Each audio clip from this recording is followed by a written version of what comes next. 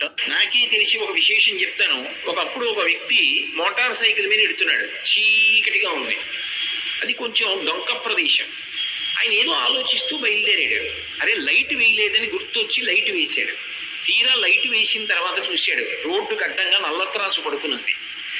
అక్కడ దాకా వెళ్ళిన తర్వాత ఇంకా ఆయన బుద్ధి పనిచేయలేదు. అకస్మాత్తుగా బ్రేక్ తొక్కాడు, బండి అయిపోయింది. నల్లత్రాసు అటు వెళ్ళిపోకుండా ఇలా వెనక్కి వచ్చింది. వెనక్కి వచ్చి పడగ విప్పింది. మోటార్ సైకిల్ మీద ఉన్నవాడు రెండు కాళ్ళు దాని మీద పెట్టడుగా. ఎప్పుడైతే ఆగిందో ఎడంకాలు కింద పెట్టాడు. ఎడంకాలు కింద పెట్టి బండి ఆపాడు. వెనక్కే వచ్చినటువంటి నల్లత్రాసు పడగ విప్పింది. మోటార్ సైకిల్ ఇంజిన్ పనిచేస్తోంది కాబట్టి శబ్దం వస్తోంది. అది ఇలా ఒకసారి చూసింది, ఇలా ఒకసారి చూసింది. పాదం సిద్ధంగా ఉంది, కొట్టచ్చు. కొట్టకుండా ఎందుకో వెనక్కి తీసేసి పక్కకి వెళ్ళిపోయింది. దానికి ఏం కారణం చెప్పాలి? అది కొట్టడానికి కొట్టకపోవడానికి మధ్యలో ఎవరున్నారు?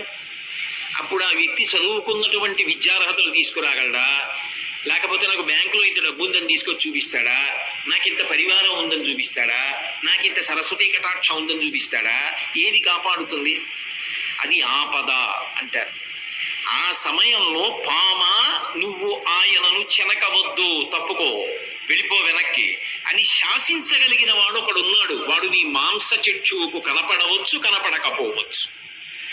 అటువంటి వాడెవరున్నాడో వాడు మాత్రమే ఆపద తీసేస్తాడు. ఆపద చెప్పకుండా ఎలా తీస్తాడో శుభం ఇచ్చేటప్పుడు చెప్పకుండా అలా ఇస్తాడు. నీ మీద నేను ప్రీతి చెందానో, రేపు నీకో శుభవార్త చెప్తున్నాను అని చెప్పడం, చెప్పకుండా శుభాలు ఇస్తాడు.